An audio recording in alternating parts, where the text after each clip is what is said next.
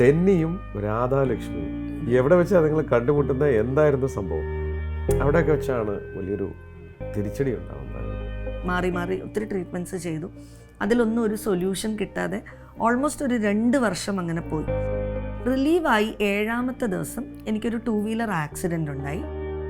ആ സമയത്ത് കുറച്ച് ടഫായിരുന്നു. ഈവൻ രാധ കുറച്ച് ലൈറ്റാക്കി പറഞ്ഞതാണ്. രാധ ഉറങ്ങിയതിന് ശേഷമാണ് നമ്മൾ രാധയുടെ ഒരു കണ്ണ് അടയ്ക്കുക. ഞാൻ രാധയോട് പറഞ്ഞൊരു കാര്യമുള്ളൂ, എന്തായാലും നമ്മൾ ഒരുമിച്ച് ജീവിതം തുടങ്ങിയതാണ്, നമ്മളിതിനെ ഒരുമിച്ച് ഫേസ് ചെയ്യും. ഇത് കാണുന്നവരുടെ മനസ്സിലൊരു ചോദ്യമുണ്ട്, എന്തിനാണ് ലോണിറ്റോളിലേക്ക് വരേണ്ടത്? 80% ലോൺ പ്രോഡക്ട്സ് കസ്റ്റമേഴ്സിന് ലഭിക്കുന്നത് അവർക്ക് ആവശ്യമുള്ളതല്ല എന്നുള്ളതാണ്.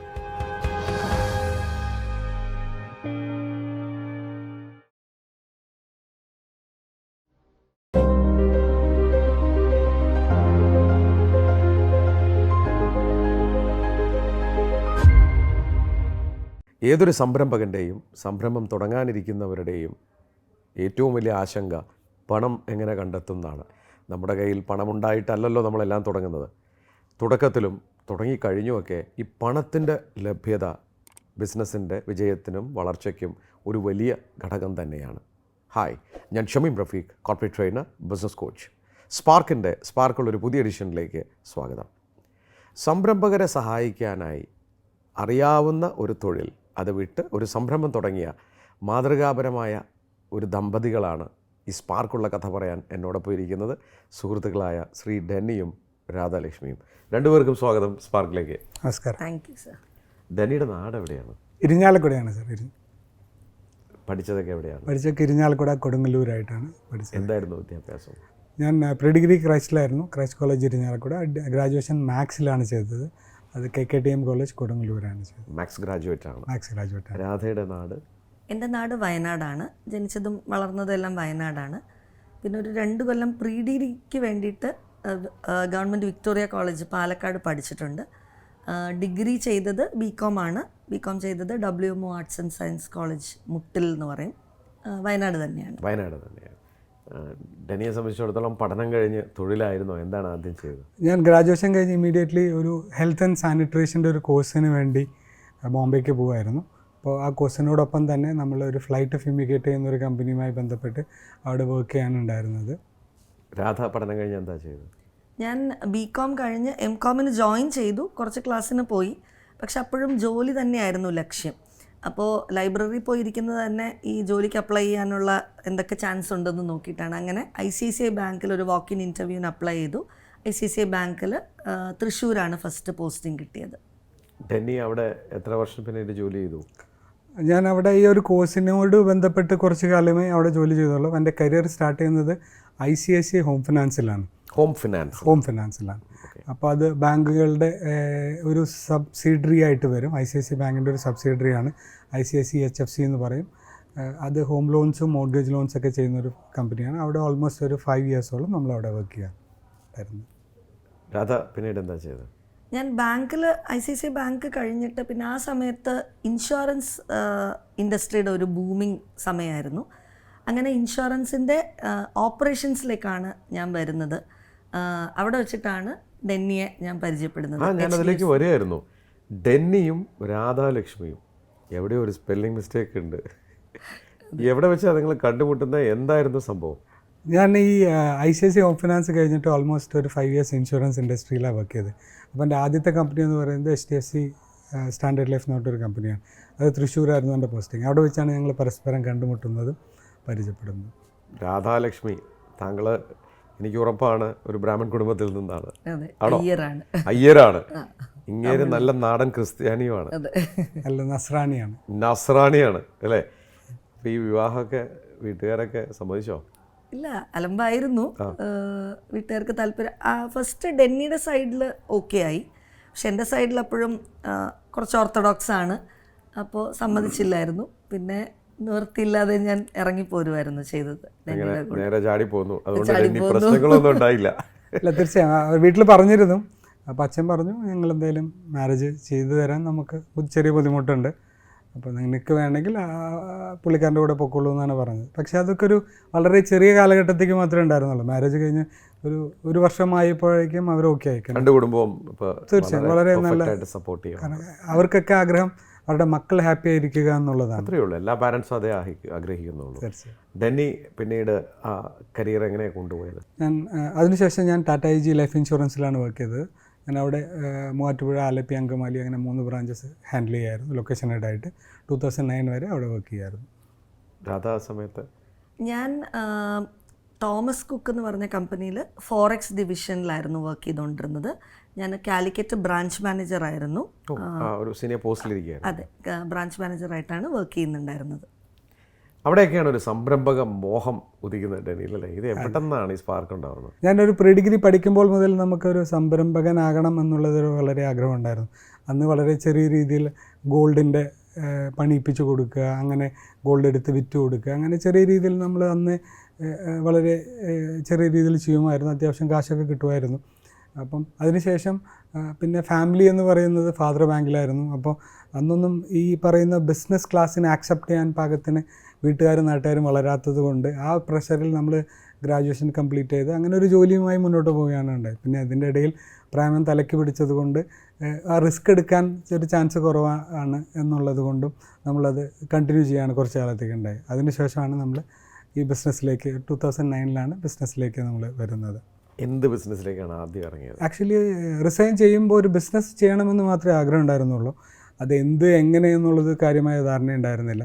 റിസൈൻ ചെയ്തതിന് ശേഷമാണ് നമ്മളൊരു ബൾക്ക് SMS-ൻ്റെ ബിസിനസ് സ്റ്റാർട്ട് ചെയ്തത്. അതായത് ബൾക്ക് SMS? അതെ, എന്താണ്? അതായത് നമ്മളൊരു മാസ് വോളിയം SMS ആയിട്ട് അയച്ച് കസ്റ്റമേഴ്സിന് കമ്മ്യൂണിക്കേറ്റ് ചെയ്യുന്ന രീതിയാണ്. അന്ന് വാട്സപ്പ് ഒന്നും പ്രചാരത്തിലില്ല 2009-2010 കാലഘട്ടത്തിൽ. അപ്പോൾ അത് ഒരുപാട് നമ്മളുടെ പരസ്യങ്ങൾക്കൊക്കെ ഒരുപാട് നമ്മൾ യൂസ് ചെയ്യാറുണ്ട്, സിനിമ പ്രൊമോഷൻസിന് യൂസ് ചെയ്യാറുണ്ട്, ഒരുപാട് റിക്രൂട്ട്മെൻറ്റ്സിന് യൂസ് ചെയ്യാറുണ്ട്. അന്ന് ഇന്ന് കാണുന്ന മാതിരിയല്ല. ഇന്നിപ്പോൾ നമുക്ക് SMS വരുമ്പോൾ നമ്പേഴ്സ് മാത്രമാണ് പ്രൊമോഷണൽ SMS-ലുണ്ടാവും. അന്ന് നമുക്ക് പേര് കൊടുക്കാൻ പറ്റും, സെൻറ്റർ ID പറയും, 7 ഡിജിറ്റുള്ള ഒരു പേര് കൊടുക്കാം. അപ്പോൾ അത് കുറച്ചും കൂടി എഫക്റ്റീവായിരുന്നു. രാധാ സമയത്ത് ജോലി ചെയ്യാണ്. അതെ, ആ സമയത്ത് ഞാൻ ജോലി ചെയ്യാണ്. നിങ്ങൾ രണ്ടുപേരും തീരുമാനമായിരുന്നോ ഒരാൾ ബിസിനസ്സിലേക്ക് ഇറങ്ങാമെന്ന്? ഡെന്നിക്ക് ആദ്യം തൊട്ടിട്ടേ ബിസിനസ്സിനോട് ഒരു ഇൻട്രസ്റ്റ് ഉണ്ട്. ഈ പറഞ്ഞ പോലെ എന്ത് ബിസിനസ് എന്നുള്ളതല്ല, ബിസിനസ് ചെയ്യണം. അപ്പോൾ എൻ്റെ ഒരു സ്ഥിര വരുമാനം ഉള്ളതുകൊണ്ട് ഞാൻ സപ്പോർട്ട് ചെയ്തു. ഓക്കെ, കുഴപ്പമില്ല. നിങ്ങൾ കോഴിക്കോട് ആസ്ഥാനമായിട്ടാണ് രണ്ടുപേരും? അതെ. അപ്പോൾ ബിസിനസ് തുടങ്ങിയതും അവിടെ തന്നെയാണ്? ബിസിനസ് സ്റ്റാർട്ട് ചെയ്തത് കോഴിക്കോട് തന്നെയാണ്. അപ്പോൾ രാധ പറഞ്ഞു, എന്നാൽ പിന്നെ ഡെന്നി ബിസിനസ് ചെയ്തോ, ഞാൻ ബാക്ക് എൻഡിലുണ്ട്, ഒരു ജോലിയുണ്ട്, സുരക്ഷിതമായ ഒരു ജോലിയുണ്ട്, താങ്കൾക്ക് ഒരു മാനേജറാണ് താങ്കൾ. തീർച്ചയായിട്ടും. ആ ബിസിനസ് നന്നായി പോയോ ഡെന്നി? ഇല്ല, അത് കാര്യമായി പഠിക്കാതെ ഇറങ്ങിയൊരു ബിസിനസ്സായിരുന്നു. ഇമ്മീഡിയറ്റ്ലി ഗവൺമെൻറ്റിൻ്റെ സൈഡിൽ നിന്ന് ട്രയഡ് റെഗുലേഷൻസിൻ്റെ ചെറിയ ചേഞ്ചസ് ഒക്കെ വന്നതുകൊണ്ട് അതൊരു പ്രാക്ടിക്കലി ഒരു ഫീസിബിളായൊരു ബിസിനസ് ആവാതെ അത് നമ്മൾ അവസാനിപ്പിക്കാനും ഉണ്ടായത്. അത് വളരെ കുറച്ച് കാലത്തേക്ക് നമ്മൾ ചെയ്തുള്ളൂ.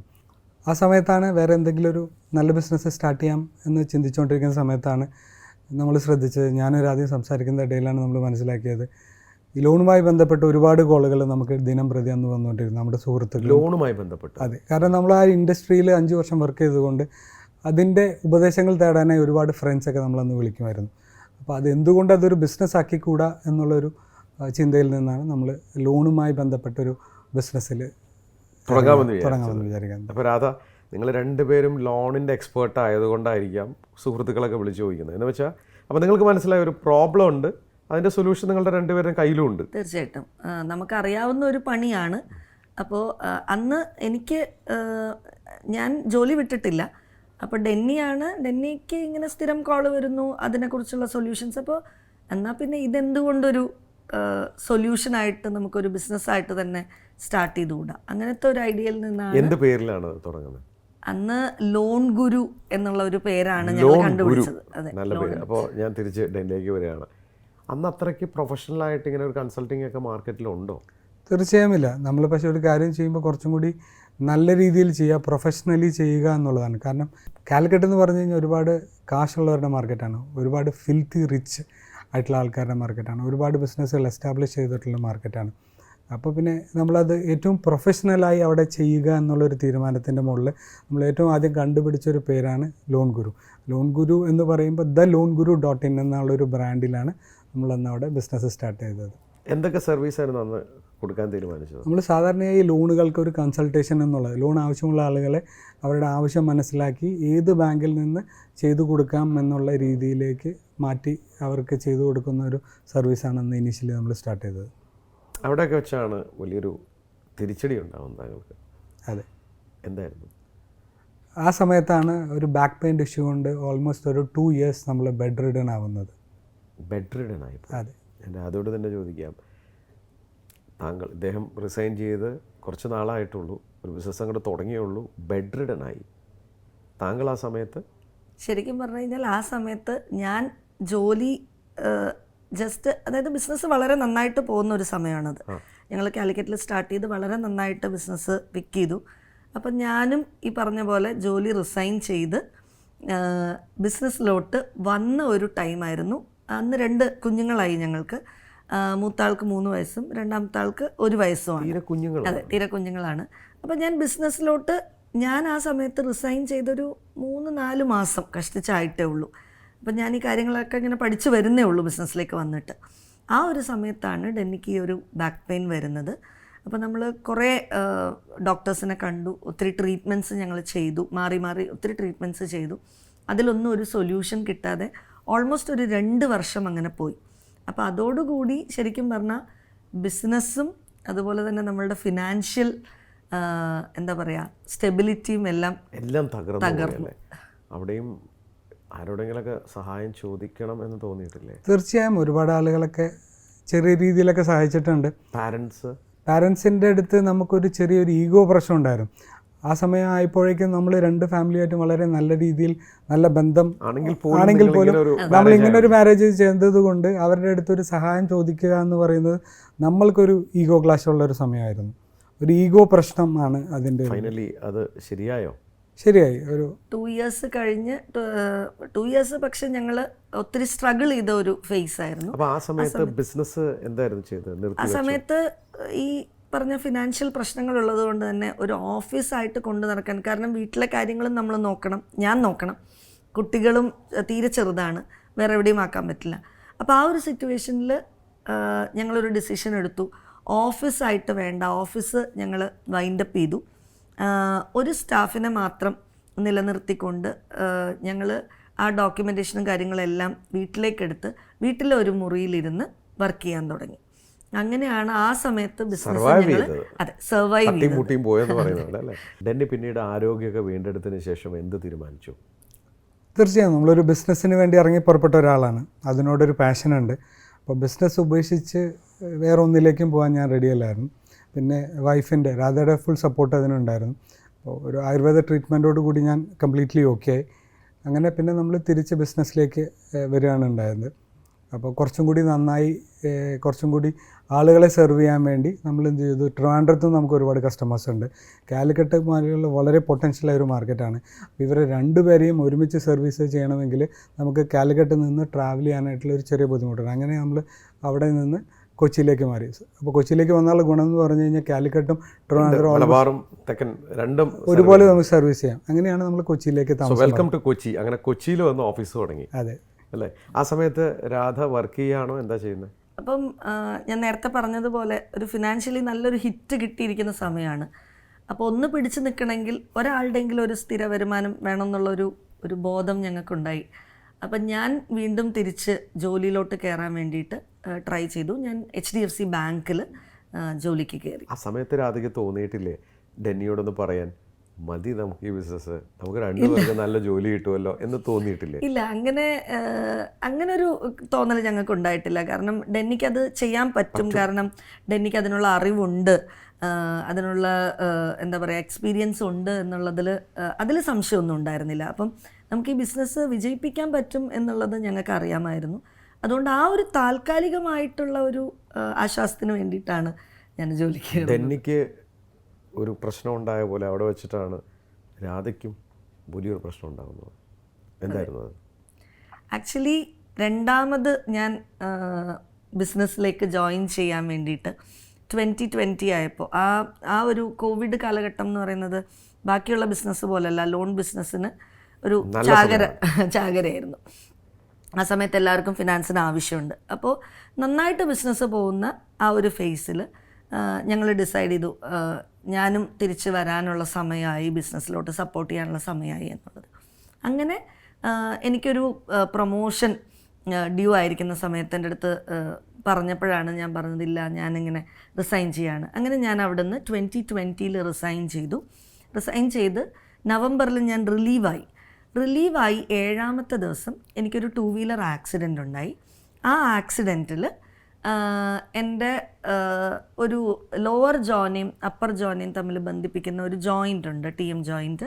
ആ TM ജോയിൻറ്റ് പൊട്ടിപ്പോവുകയും അവിടെ ഒരു മേജർ സർജറി വേണ്ടി വരികയും അവിടെ ഒരു സ്റ്റീൽ റോഡൊക്കെ ഇടേണ്ടി വരികയും ചെയ്തു. അതിൻ്റെ ഭാഗമായിട്ട് എനിക്ക് left side of the face പാരലൈസായിപ്പോയി, പോസ്റ്റ് സർജറി പാരലൈസായിപ്പോയി. അപ്പോൾ അതിനുശേഷം കമ്മ്യൂണിക്കേഷനൊക്കെ ഭയങ്കര ബുദ്ധിമുട്ടായി, ഒത്തിരി ബുദ്ധിമുട്ടുകൾ. കാരണം അലൈൻമെൻറ്റ് തെറ്റിയതോടുകൂടി ഭക്ഷണം കഴിക്കാനുള്ള ബുദ്ധിമുട്ട്, ഞാൻ സംസാരിച്ചാൽ ആൾക്കാർക്ക് മനസ്സിലാവാനുള്ള ബുദ്ധിമുട്ട്, പിന്നെ കണ്ണൊക്കെ ഇങ്ങനെ ഫുൾ ടൈം ഇങ്ങനെ തുറന്നിരിക്കുക ഉണ്ട്. ആ ട്വിച്ചസ് ഒക്കെ ഇപ്പോഴും ഉണ്ട്, ഇപ്പോഴും ട്രീറ്റ്മെൻറ്റ് ഓൺഗോയിങ് ആണ്.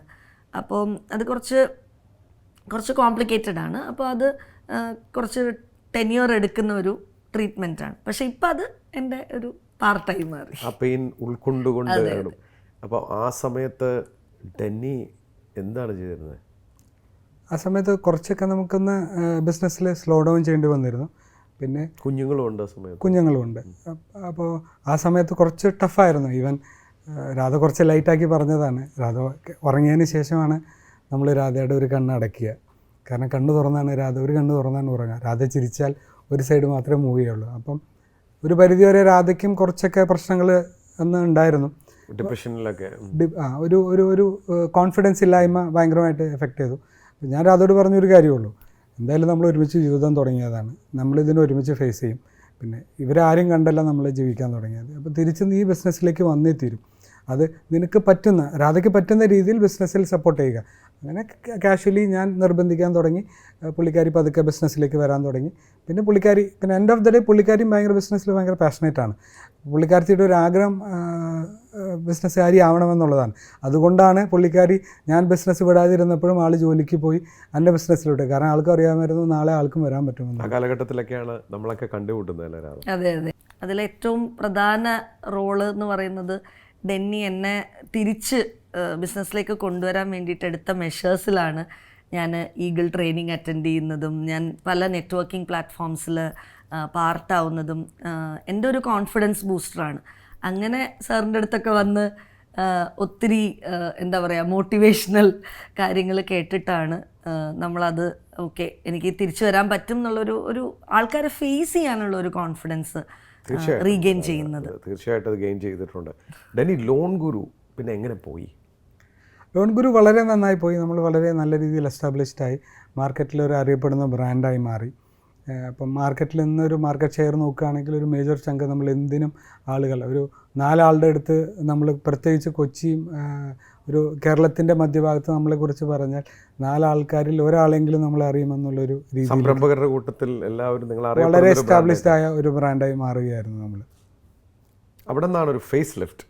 അതെ, എന്തായിരുന്നു? കാരണം നമ്മളൊരു എക്സ്പാൻഷൻ്റെ ഭാഗമായിട്ട് ഒരുപാട് കാലമായി ഒരു എക്സ്പാൻഷൻ പ്ലാൻ ചെയ്യുന്നത്. അപ്പോൾ എക്സ്പാൻഷൻ്റെ ഭാഗമായിട്ട് കുറച്ചും കൂടി ഒരു ഇൻ്റർനാഷണലി പോകണമെങ്കിൽ ഒരു യൂണിവേഴ്സൽ പേര് വേണമെന്നുള്ളൊരു ആഗ്രഹം ഉണ്ടായിരുന്നു. അപ്പോൾ നമ്മൾ ദുബായിൽ ഓൾമോസ്റ്റ് ഓഫീസ് ഫൈനലൈസ് ചെയ്തു. Very good. ജനുവരി ഫസ്റ്റ് വീക്കിലാണ് നമ്മൾ പ്ലാൻ ചെയ്യുന്നത്.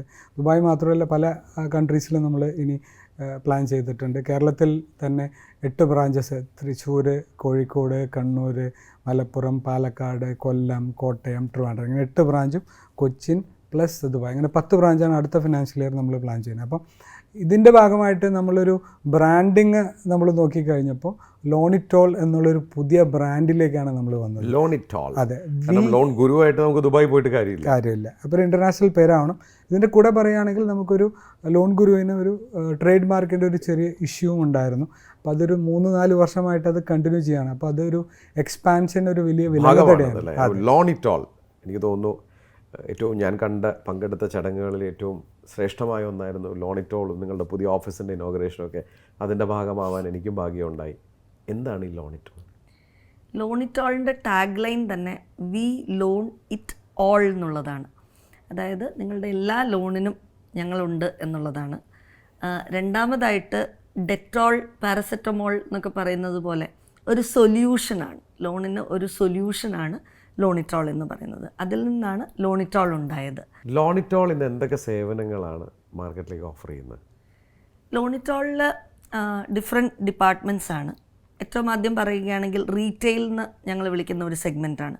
റീറ്റെയിൽ സെഗ്മെൻറ്റിൽ നമ്മൾ ഇൻഡിവിജ്വൽ കപ്പാസിറ്റിയിൽ എടുക്കുന്ന ലോൺസ് ആയിട്ടുള്ള പേഴ്സണൽ ലോണ്, ബിസിനസ് ലോണ്, അതുപോലെ home loans, loan against property, ഇതെല്ലാം റീറ്റെയിൽ സെഗ്മെൻറ്റിൽ വരും. രണ്ടാമതായിട്ട് MSME ലോൺസാണ്. വർക്കിംഗ് ക്യാപിറ്റൽ OD വരും, ടേം ലോൺ വരും, പ്രൊജക്റ്റ് ലോൺ വരും, അതുപോലെ മെഷീനറി ലോൺസ്, ഇതെല്ലാം അടങ്ങുന്നതാണ് MSME വരുന്നത്. പിന്നെ ഇത് കൂടാതെ നമ്മൾ ഡിസ്ട്രസ് ഫണ്ടിങ് എന്ന് പറഞ്ഞിട്ടുള്ള ഒരു സെഗ്മെൻറ്റും കൂടിയുണ്ട്. അതുപോലെ തന്നെ ഇപ്പോൾ റീസെൻ്റ്ലി ഞങ്ങൾ ഈ ഒരു പുതിയ റീബ്രാൻഡിങ്ങിൻ്റെ ഭാഗമായിട്ട് അതിനോട് കൂടെ തന്നെ ഒരു സർവീസ് കൂടി തുടങ്ങിയിട്ടുണ്ട്. സിപ്പിറ്റോൾ എന്നാണ് ആ ഒരു സർവീസിന് ഞങ്ങൾ ബ്രാൻഡ് ചെയ്തിരിക്കുന്നത്. അതിൽ മേജർലി ഇൻഷുറൻസും ഇൻവെസ്റ്റ്മെൻറ്റുമാണ് വരുന്നത്. ഇൻഷുറൻസ് എന്ന് പറയുമ്പോൾ എല്ലാ ഇൻഷുറൻസും നമ്മൾ ചെയ്യുന്നില്ല. ഒരു ലോൺ എടുക്കുന്ന ആൾ ആ ലോണിൻ്റെ ടെന്യൂറിൽ അദ്ദേഹത്തിന് എന്തെങ്കിലും സംഭവിച്ചു പോയാൽ ആ ഒരു ബാധ്യത ഫാമിലിയെ ബാധിക്കാത്ത രീതിയിൽ വരുന്ന ഒരു കവറേജ്, ടേം ഇൻഷുറൻസ്, അതാണ് നമ്മളുടെ ഇൻഷുറൻസ് കൊണ്ട് ഉദ്ദേശിക്കുന്നത്. അതുപോലെ തന്നെ ഹെൽത്ത് ഇൻഷുറൻസ്. ഇപ്പോൾ നമ്മൾ ജനറലി ഒരു 2 ലക്ഷമോ 3 ലക്ഷമോ അല്ലെങ്കിൽ ഒരു 5 ലക്ഷം വരെ, ചിലപ്പോൾ ഒരു 10 ലക്ഷം വരെ ആണെങ്കിൽ പോലും നമ്മൾ കൈ വായ്പയായിട്ട് ചോദിച്ചാൽ പോലും നമുക്ക് പല സ്ഥലങ്ങളിൽ നിന്നും നമുക്ക് കിട്ടാം. പക്ഷെ അത് തന്നെ നമുക്കൊരു 50 ലക്ഷമോ 1 കോടിയോ വേണ്ടി വന്നു കഴിഞ്ഞാൽ, അതായത് ഒരു ക്യാൻസർ പോലുള്ള ഒരു മാരകമായ അസുഖമോ അങ്ങനെയൊക്കെ വന്നു കഴിഞ്ഞാൽ നമ്മളുടെ ഒരു അടിസ്ഥാനം, ഫിനാൻഷ്യൽ, അതെ. അപ്പോൾ ആ ഒരു രീതിയിൽ ഒരു അവയർനെസ് ഉണ്ടാക്കുക, എന്തുകൊണ്ട് ഒരു ഹയർ സം അഷ്വേർഡ് എടുത്തു വെക്കണം എന്നുള്ളത് അവരെ ഇൻഫോം ചെയ്യുക, അതിന് അവരെ ഹെൽപ്പ് ചെയ്യുക എന്നുള്ളത് രണ്ടാമത്തെ ഒരു കാര്യമാണ്. അതുപോലെ തന്നെ നമ്മുടെ സാലറീഡ് ആയിട്ടുള്ള സെഗ്മെൻറ്റിൽ നാട്ടിലുള്ളവരും പുറത്തുള്ളവരും സർവീസിലിരിക്കുമ്പോൾ അവരെല്ലാം കമ്പനിയുടെ ഇൻഷുറൻസോ അല്ലെങ്കിൽ പുറത്തുള്ളവർക്കൊക്കെ അവിടുത്തെ ഇൻഷുറൻസ് ഉണ്ട്. പക്ഷെ നാട്ടിലോട്ട് അവർ തിരിച്ചു വരുമ്പോൾ ഇൻഷുറൻസ് എടുക്കേണ്ട ആ ഒരു പ്രായവും കഴിഞ്ഞു. അത്യാവശ്യം ഷുഗർ, പ്രഷർ പോലുള്ള അസുഖങ്ങളായിട്ടാണ് അവർ നാട്ടിൽ വരുന്നത്. അപ്പോൾ അതും ഒരു അവയർനെസ് ആയിട്ട് അവർക്ക് കൊടുക്കുക. എന്തുകൊണ്ട് അവർ നല്ലൊരു നല്ലൊരു പ്രായത്തിലിരിക്കുമ്പോൾ തന്നെ അസുഖങ്ങളില്ലാത്ത ഒരു സമയത്ത് തന്നെ നല്ലൊരു കവറേജ് എടുത്തു വെക്കേണ്ടതിൻ്റെ ഇമ്പോർട്ടൻസ് മനസ്സിലാക്കി കൊടുക്കുക. ഇതാണ് ഇൻഷുറൻസ് സെഗ്മെൻറ്റിൽ വരിക. ഇൻവെസ്റ്റ്മെൻറ്റിലേക്ക് പോകുമ്പോൾ നമ്മളുടെ അടുത്ത് എടുത്തിരിക്കുന്ന ലോണ്, ആ ലോൺ എത്രയും പെട്ടെന്ന് എങ്ങനെ ക്ലോസ് ചെയ്യാം, അതിന് അവർക്ക് എന്ത് രീതിയിലുള്ള ഇൻവെസ്റ്റ്മെൻറ്റ് സൊല്യൂഷൻസ് കൊടുക്കാം, അതിൽ നിന്നും എങ്ങനെ അവരെ ഈ ലോൺ വിമുക്തമാക്കാം എന്നുകൂടി ഹെൽപ്പ് ചെയ്യുന്ന രീതിയിലാണ് സിപ്പിറ്റോൾ തുടങ്ങിയിട്ടുള്ളത്. വണ്ടർഫുൾ. ഡെനി വളരെ ഭംഗിയായിട്ട് എന്താണ് ലോണിറ്റോൾ ചെയ്യുന്ന സേവനങ്ങളെന്ന് പറഞ്ഞു. ഒരു പ്രേക്ഷകൻ എന്ന നിലയ്ക്ക് സ്വാഭാവികമായിട്ടും ഇത് കാണുന്നവരുടെ മനസ്സിലൊരു ചോദ്യമുണ്ട്, വൈ ലോണിറ്റോൾ? എന്തിനാണ് ലോണിറ്റോളിലേക്ക് വരേണ്ടത്? സർ, ഇന്ന് മാർക്കറ്റിൽ ഒരു സ്റ്റഡി പറയുന്നത് 80% ലോൺ പ്രോഡക്ട്സ് കസ്റ്റമേഴ്സിന് ലഭിക്കുന്നത് അവർക്ക് ആവശ്യമുള്ളതല്ല എന്നുള്ളതാണ്. അതായത് പല കാരണങ്ങൾ കൊണ്ടാണ്. ഒന്നില്ലെങ്കിൽ ഈ കൊടുക്കുന്ന ആളുടെ അറിവില്ലായ്മയായിരിക്കാം, 2 അവരുടെ ടാർഗറ്റ് പ്രഷറോ അല്ലെങ്കിൽ അവർക്കുള്ളൊരു എക്സ്റ്റേണൽ പ്രഷർ കൊണ്ടായിരിക്കാം, അതല്ലെങ്കിൽ കസ്റ്റമറുടെ കടുംപിടുത്തം കൊണ്ടായിരിക്കും. അങ്ങനെ ഒരുപാട് റീസൺ കൊണ്ടാണ് അവർക്ക് കിട്ടാതെ പോകുന്നത്. അപ്പോൾ ഭൂരിഭാഗം ആളുകൾക്കും എടുക്കുന്ന സമയത്തല്ല, അതിനുശേഷം ഇതുമായി ബന്ധപ്പെട്ട് ഒരുപാട് സ്ട്രഗിൾസ് വരുന്ന ഒരു ഇഷ്യൂ ആണ് നമ്മൾ കണ്ടുകൊണ്ടിരിക്കുന്നത്. അപ്പോൾ ലോണിറ്റോൾ എന്ന് പറയുന്നത് ഏകദേശം 50-ലധികം ഫിനാൻഷ്യൽ ഇൻസ്റ്റിറ്റ്യൂഷൻസായിട്ട് അസോസിയേറ്റ് ചെയ്തിട്ടുള്ള ഒരു സ്ഥാപനമാണ്. അതിൽ നാഷണലൈസ്ഡ് ബാങ്ക്സ് ഉണ്ട്, പ്രൈവറ്റ് ബാങ്ക്സ് ഉണ്ട്, ഷെഡ്യൂൾഡ് ബാങ്ക്സ് ഉണ്ട്, NBFCs ഉണ്ട്.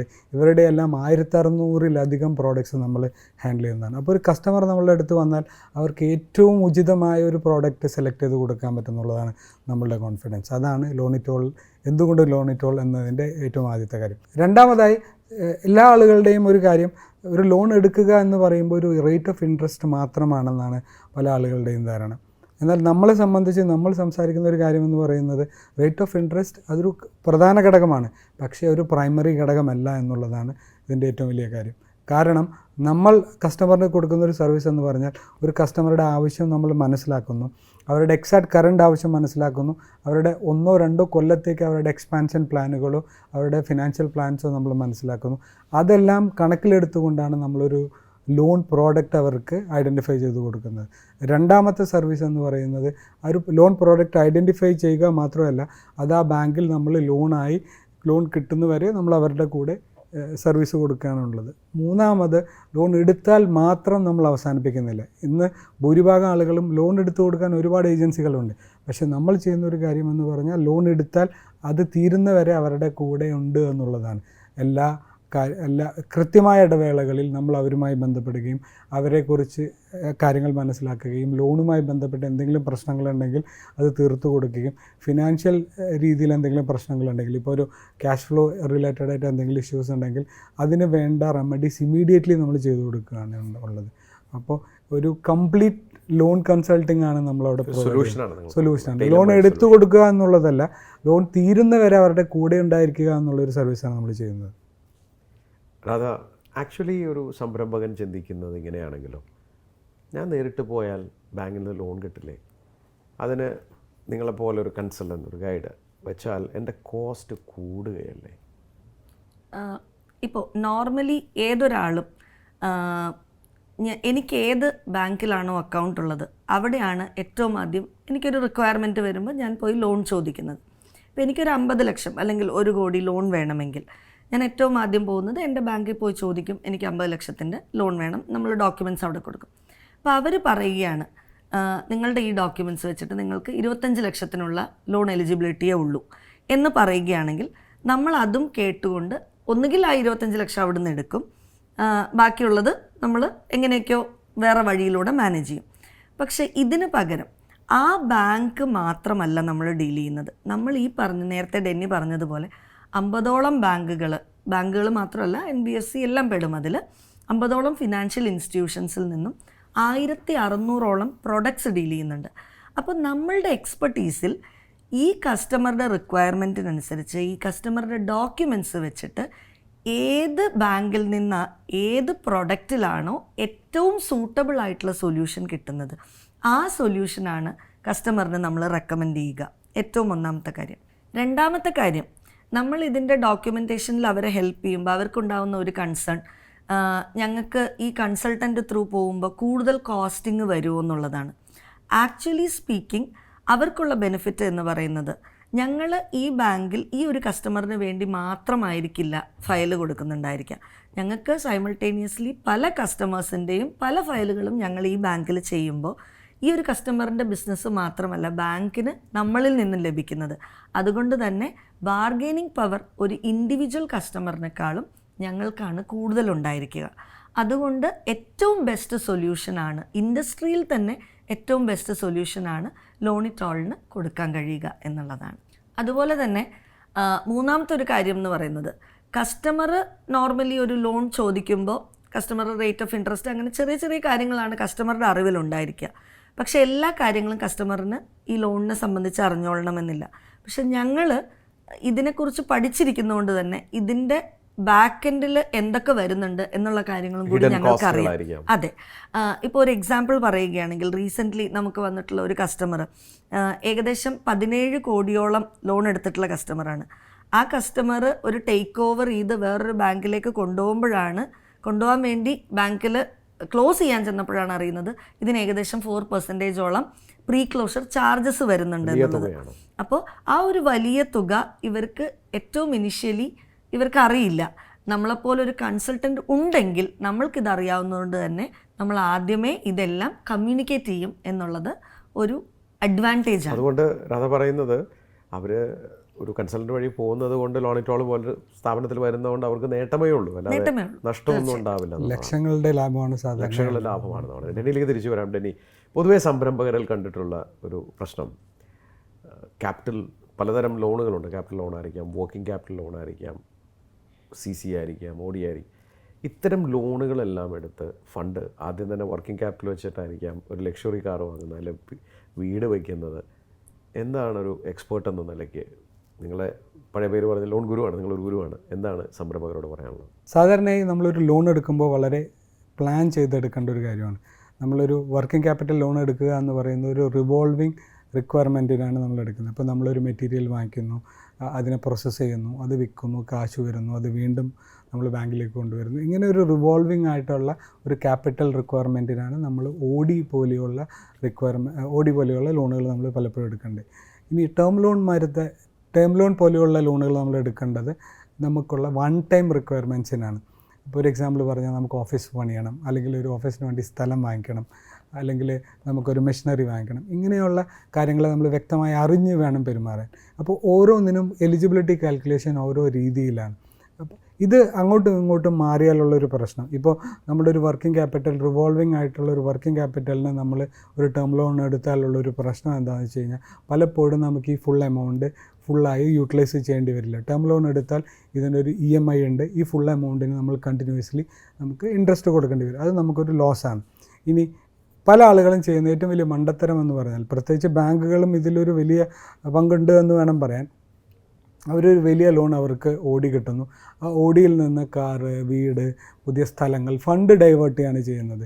നമ്മളെല്ലാവരും മനസ്സിലാക്കേണ്ട ഒരു കാര്യമുണ്ട്. ഈ ഓടിയുടെ ലിമിറ്റ് എന്ന് പറയുന്നത് നമ്മളുടെ ടോട്ടൽ ടേൺ ഓവറിൻ്റെ 20%, അല്ലെങ്കിൽ കഴിഞ്ഞ വർഷത്തെ GSTയുടെ 25% നമുക്ക് മാക്സിമം അവൈലബിൾ ആയിട്ടുള്ളത്. ഏതെങ്കിലും കാരണവശാൽ നമ്മൾക്ക് ഈ എമൗണ്ടിൽ എത്താൻ പറ്റിയില്ലെങ്കിൽ ബാങ്കുകൾ നമ്മളോട് ഈ ലിമിറ്റ് കുറയ്ക്കാൻ ആവശ്യപ്പെടും. ആ സമയത്ത് നമ്മൾ പുറത്തുനിന്ന് ഫണ്ട് കൊണ്ടുവരേണ്ടി വരും. അതല്ല, ഫണ്ടില്ലെങ്കിൽ നമ്മളുടെ ക്രെഡിറ്റ് ഹിസ്റ്ററി മോശമാവും, നമ്മൾ NPAയിലേക്ക് പോകാനുള്ള സാഹചര്യമുണ്ട്. നമ്മൾ ഇന്ന് കാണുന്ന ഭൂരിഭാഗം കേസുകളിലും ഫിനാൻഷ്യൽ ക്രഞ്ച് ഉണ്ട്, ബാങ്കിൻ്റെ പ്രശ്നമാണെങ്കിൽ 90% കേസുകളിലും അവർ ഒരു അൺനെസസറി ബാങ്ക് കൊടുത്ത ഫണ്ട് ഡൈവേർട്ട് ചെയ്തതാണ് മേജർ കാര്യം. അപ്പോൾ നമ്മളുടെ ആവശ്യങ്ങൾ മനസ്സിലാക്കി അതിനൊത്ത ലോണുകൾ എടുക്കുക എന്നുള്ളത് വളരെ ഇമ്പോർട്ടൻ്റ് ആണ്. അതിൻ്റെ കൂടെ എനിക്ക് പറയാനുള്ളത്, നമ്മൾക്ക് എന്താണോ റിക്വയർമെൻറ്റ്, ആ ഒരു റിക്വയർമെൻറ്റിലേക്ക് ഏറ്റവും ആദ്യം തന്നെ നമുക്ക് ലോൺ ലഭിക്കുന്നുണ്ടോ എന്ന് നോക്കേണ്ടത് വളരെ ഇമ്പോർട്ടൻ്റ് ആണ്. അതെ, അതായത് ഇപ്പോൾ ഒരു 5 കോടി ആവശ്യമുള്ള ഒരു പ്രൊജക്റ്റാണ്.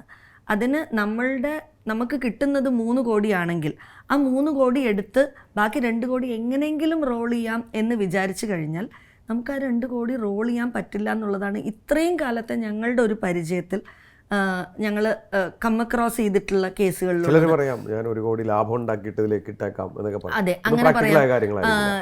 പല കേസുകളിലും ഡയറക്ടേഴ്സ് ഒരു ചെറിയ എമൗണ്ട് വെച്ച് പൂൾ ചെയ്താൽ പോരെ, 25 ലക്ഷം അല്ലെങ്കിൽ 50 ലക്ഷം വെച്ച് ഞങ്ങൾ പൂൾ ചെയ്ത് ബാക്കിയുള്ളത് ഇടാവുന്നതല്ലേ ഉള്ളൂ എന്ന് പറയും. പക്ഷെ പൂൾ ചെയ്ത് ഇടേണ്ട സമയം വരുമ്പോൾ ആക്ച്വലി എല്ലാവർക്കും പൂൾ ചെയ്യാൻ പറ്റില്ല. ആ പ്രൊജക്റ്റ് പകുതിക്ക് വെച്ച് നിൽക്കും. ആ പ്രൊജക്റ്റ് നടക്കാത്തിടത്തോളം അതിൽ നിന്നും ഒരു പ്രോഫിറ്റബിലിറ്റിയും ഇവർക്ക് ലഭിക്കാൻ പോകുന്നില്ല. അപ്പോൾ ബാങ്ക് ഒരിക്കലും നമുക്ക് വേണ്ടി വെയിറ്റ് ചെയ്യുമില്ല. ബാങ്കിന് കിട്ടേണ്ട ഇൻട്രസ്റ്റ് അവർ ചാർജ് ചെയ്തുകൊണ്ടിരിക്കുകയും ചെയ്യും. ഇങ്ങനെയൊക്കെ സംഭവിക്കുമ്പോഴാണ് ശരിക്കും പറഞ്ഞു കഴിഞ്ഞാൽ ഇവരുടെ ഒരു ഫിനാൻഷ്യൽ സ്ട്രെസ്സ് വരുന്നതും ഈ ബിസിനസ് വയബിൾ അല്ലാതെ പോകുന്നതും. അല്ലാതെ ബിസിനസ്സിൻ്റെ പ്രശ്നം കൊണ്ടല്ല. പൊതുവേ ഞാൻ കേട്ടിട്ടുള്ളൊരു വാക്കാണ് ഡിസ്ട്രസ് ഫണ്ടിങ്. എന്താണത്? ബേസിക്കലി ഡിസ്ട്രസ് ഫണ്ടിങ് എന്ന് പറഞ്ഞു കഴിഞ്ഞാൽ ഇന്ന് മാർക്കറ്റിൽ സിബില്, ക്രെഡിറ്റ് സ്കോർ, ഇങ്ങനെ ഒരുപാട് കാര്യങ്ങളുണ്ടെങ്കിൽ മാത്രമേ നമുക്ക് ലോണുകൾ കിട്ടുകയുള്ളൂ. പക്ഷേ ബിസിനസ്സുകാർക്ക് എല്ലാവർക്കും അത് കിട്ടണമെന്നില്ല. അപ്പോൾ ഇന്ന് മാർക്കറ്റിൽ ഏറ്റവും അവൈലബിൾ ആയിട്ടുള്ളൊരു ഓപ്ഷനാണ് ഡിസ്ട്രസ് ഫണ്ടിങ്. ഇപ്പോൾ നമ്മൾ ലേറ്റ് പേയ്മെൻറ്റ്സ്, സ്ട്രെസ്ഡ് ആയിട്ടുള്ള അസറ്റ്സ്, ഈവൻ NPA ആളുകളാണെങ്കിൽ നമുക്ക് ഫണ്ട് ചെയ്യാനായിട്ട് ആളുകൾ റെഡിയാണ്. ചില ഫണ്ട് ഹൗസുകളൊക്കെ റെഡിയാണ്. പ്രൊവൈഡഡ് അവരുടെ ഫണ്ട് വന്നാൽ നമ്മൾ ബിസിനസ് റീകൂപ്പ് ചെയ്യുകയും അവർക്ക് റീപേയ്മെൻറ്റ് നടക്കുകയും അവർക്ക് അതിൻ്റെ പ്രോഫിറ്റ് കിട്ടുമെന്ന് ഉറപ്പുണ്ടെങ്കിൽ നമുക്ക് ഡിസ്ട്രസ് ഫണ്ടിങ് എന്ന് പറയും. അതിന് നമുക്ക് ഫണ്ടിങ് ലഭിക്കും. ആ ഫണ്ട് വെച്ച് നമ്മൾ ബിസിനസ് ചെയ്ത് ആ പ്രോഫിറ്റിൽ നിന്ന് അവർക്കൊരു റീപേയ്മെൻറ്റ് ചെയ്യാൻ പറ്റിയാൽ അവർ നമുക്ക് ലഭ്യമാണ്. അത് NPA ആയതും ഈവൻ സിവിൽ സ്കോർ കുറവാണെങ്കിലും നമുക്ക് ലഭിക്കും. NPA ആണെങ്കിൽ പോലും നമുക്ക് ലഭിക്കും. നമുക്ക് പൊതുവേ ഈ എല്ലാവരും പറയുന്നത് ബാങ്ക് ലോൺ മാത്രമാണ്. ഒരു സംരംഭകന് ലഭിക്കാവുന്നത് ബാങ്ക് ലോൺ മാത്രമാണോ? തീർച്ചയായും അല്ല. നമ്മളിപ്പോൾ ഇമ്മീഡിയറ്റ്ലി നമ്മൾ സ്റ്റാർട്ട് ചെയ്ത ഒരു കാര്യമാണ് SME IPO എന്ന് പറയുന്നത്. SME IPO എന്ന് പറഞ്ഞു കഴിഞ്ഞാൽ വളരെ സിമ്പിളായിട്ടുള്ള, വളരെ സിമ്പിൾ എന്ന് പറയുമ്പോൾ നമ്മൾ IPOൻ്റെ അത്രയും ബുദ്ധിമുട്ടില്ല എന്നുള്ളത് മാത്രമാണ് നമ്മൾ ഉദ്ദേശിച്ചത്. ഒരു ജനറലി പറഞ്ഞ 1 കോടിയെങ്കിലും നമുക്ക് നെറ്റ് വർത്ത് വേണം, 10 കോടിയെങ്കിലും നമുക്ക് ടേൺ ഓവർ വേണം, ലാസ്റ്റ് 3 ഇയേഴ്സിൽ 2 ഇയേഴ്സ് എങ്കിലും നമുക്ക് നെറ്റ് പ്രോഫിറ്റ് ആയിരിക്കണം. അങ്ങനെ കുറച്ച് കാര്യങ്ങളുണ്ടെങ്കിൽ നമുക്ക് ഏതൊരു സംരംഭകനും ഒരു SME IPOന് പോകാവുന്നതാണ്. SME IPO എന്ന് പറഞ്ഞാൽ മിനിമം 26% എങ്കിലും നമുക്ക് ഡൈല്യൂട്ട് ചെയ്യേണ്ടി വരും. അത് നമ്മളൊരു മർച്ചൻറ്റ് ബാങ്കുമായി അസോസിയേറ്റ് ആണ് ചെയ്യുന്നത്.